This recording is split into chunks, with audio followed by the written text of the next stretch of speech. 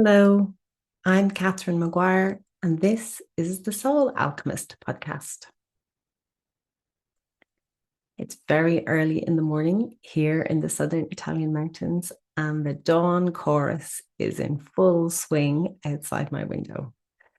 And the swallows are swooping by. So you may hear the chitter chatter of bird song in the podcast today. It's really beautiful. It's really beautiful. First and foremost, I'd like to say a huge thank you to everyone who took the time to listen to the inaugural episode of the podcast last week. It was so gorgeous, so lovely to receive so many lovely messages, text messages, voice messages, emails, both of encouragement and gratitude, and people sharing their stories of what resonated with them about what I shared about, done is better than perfect, and the gold is inside you, and that you are never broken. So thank you, really thank you. I had the loveliest of weeks getting your messages. So thank you so much. And keep them coming. Oh, please keep them coming. It's lovely to know I'm not talking out into a void. So today I wanted to continue that theme, or on that theme of inner gold. And I have a friend who is a goldsmith, and he makes these fabulous artisan pieces of jewelry. And many years ago, he said to me something that has stuck with me, and I've used as a mantra in tough times, and I've shared it with my clients, which is heat tempers gold. Heat tempers gold. And what he explained to me was, before he could make a piece of jewelry, the gold has to be tempered. So the gold is put in a kind of little pot with these thick sides, this really strong, solid container. And then that pot is put on the heat. The heat is turned up, and it's turned up to quite a high heat so that the gold actually liquefies. And when the gold turns to liquid, all the impurities that are within the gold rise to the top, and they're sloughed off. And then that gold is poured into a mold where he can make a ring or a brooch or some other lovely piece of jewelry. And I really think it's such a powerful metaphor, whether it's a metaphor for life, for the spiritual journey, the personal development journey, but for growth in general. And it's also such a lovely metaphor for me for the alchemical process of transformation that happens in a rite of passage.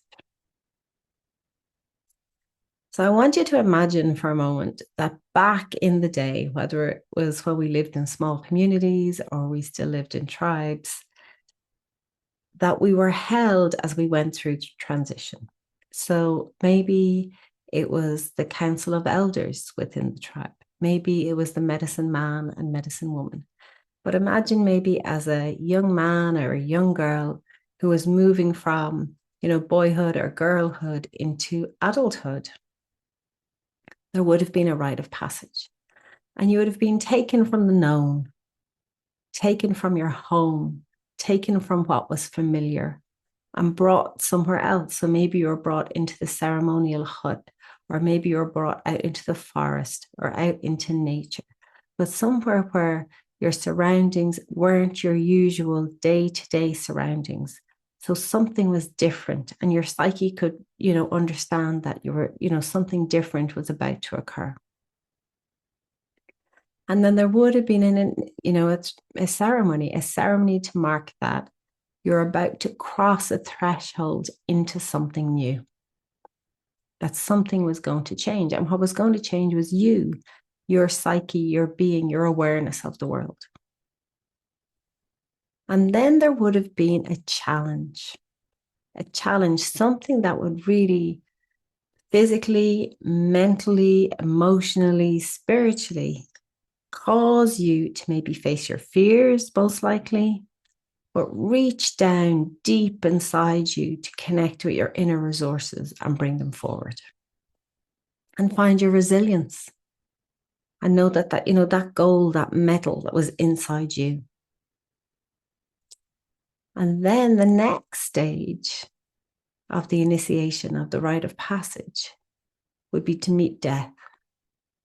And in that, you would let go, really consciously let go of a limiting belief, a limiting pattern, an old identity, something you've outgrown that doesn't serve you anymore. And death is hard, it is, we can be quite attached to things. So that death part was a real purge of the previous identity of who you were. And in that death, you face the fear of the unknown, of you don't know who you're becoming yet. You're in liminal space. It's all uncertain. I'm letting go of who I was, but I don't really know who I'm becoming. Maybe you have a sense of it. Maybe you heard about it. Maybe you know stories from people who are on the other side, but that's different when you're in it.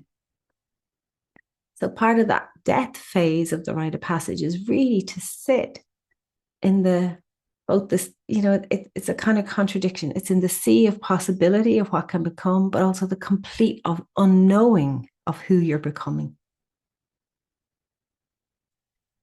And then you would receive the teachings from the elders. There were teachings from the wise ones to help your psyche integrate this transition. And that would allow you to orientate yourself as you are moving into this new phase. And then when you're orientated, after death, there's birth. So it's, who are you becoming now? What is this new person you're becoming?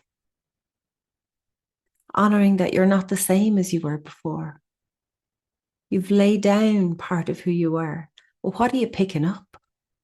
What are the new gifts, the new resources, the new inner gold you're connecting with? And in fact, the gold's always there, but you're accessing a part of it that you've never accessed before. A bit like a video game. If you ever played video games, when you move through a level, you get an extra, extra gifts, extra tools, extra things to take on to the next level.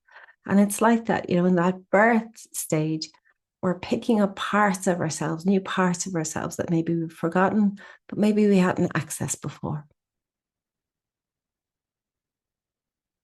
And then the rite of passage finishes with celebration, to allow your whole being, body, mind, and spirit to know, I am a new person. I am different. I am emerging from this as someone new.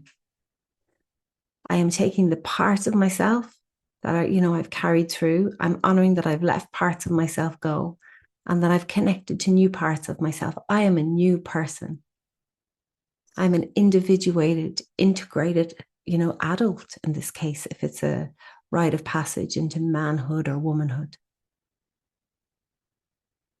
And then you would emerge and be witnessed by your tribe, by your community, where they would see you and witness you and honor you as a new version of who you are. And that may involve, a new name. It may involve a marking of some kind. It may involve a changing of clothes or headdress, a different coloring of, be it jewelry or beads or something that you wear, something to mark this is not the person that they were before they went through the rite of passage. And I really believe strongly in rite of passages because I think they help us move consciously through transition. But we're missing them so terribly in our modern world. And what happens is we move into adulthood physically, but emotionally, psychologically, energetically, spiritually, haven't really changed. And we can see that in the world. We have people running our world who are uninitiated adults. They have positions of eldership, but they still have the psychology of a child. But that can be the same in our own lives as well. So sometimes we end up being initiated unconsciously. It just happens. Maybe you have an accident. Maybe your relationship breaks up. Maybe something happens that really kind of, just really rattles the fiber of your being. And that's the unknown. You're removed from the known. And then the challenge is, how do I cope with what I'm doing here? How do I cope with this? Maybe if your relationship's broken up, you're on your own for the first time in forever.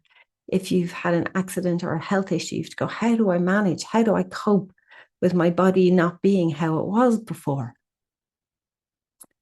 And then you have to die. Something has to die. If it's your relationship is broken up, I'm not the person I was. I was a person in a relationship. I was in a couple. I was married, and now I'm not. The identity around who you were has to die.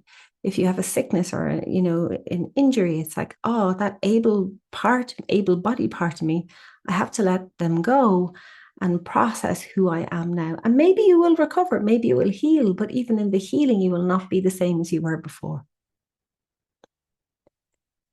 And that's where you get the teachings. You learn something new. And from the learning something new, the learning about who you are now, learning about your inner resilience, you grow. So you can birth the new version of yourself. And then celebrate who you are and who you're becoming now. And I think, in older traditions, that's why, that traditions of, like young men would go through things and get their warrior stripes. And I think, in some ways, we can say it's quite brutal, but in some ways also it allows you to see, and it allows the people around you to see what you've been through, and it allows your psyche to know, I've grown. So in our modern world, we can go through things, but they're not conscious. So for example, you can be married, go through a marriage ceremony, but you can actually emerge from the marriage ceremony without ever letting go of your single identity. I've seen it happen so many times. Okay. And what also can happen is that if we don't understand the process that we're being tempered, that it's an initiation, a growth spurt, we can feel that life is happening to us. We're a victim of life. Life is hard. We're being challenged. It's not fair. We go into that wounded place, that place of the wounded child. It's not fair. Why does it have to happen to me? It shouldn't be like this, all that kind of stuff. And there's nothing wrong with that. But how more empowering is it to go, wow, I am being tempered. I am being tempered. Heat tempers gold. If I can approach this, and it will be challenging and it will be hard in parts, but know that when I emerge the other end, I will be a different person. I will have tapped into new resources. I will have tapped into my gold. I will have accessed a part of myself that I never accessed before. How more empowering is that? So I want to leave you with that thought today, that heat tempers gold. And as you go through life, you will be tempered so many times. There is not just one tempering. As you go through different life transitions, different experiences, each time you will be tempered. Each time you will grow.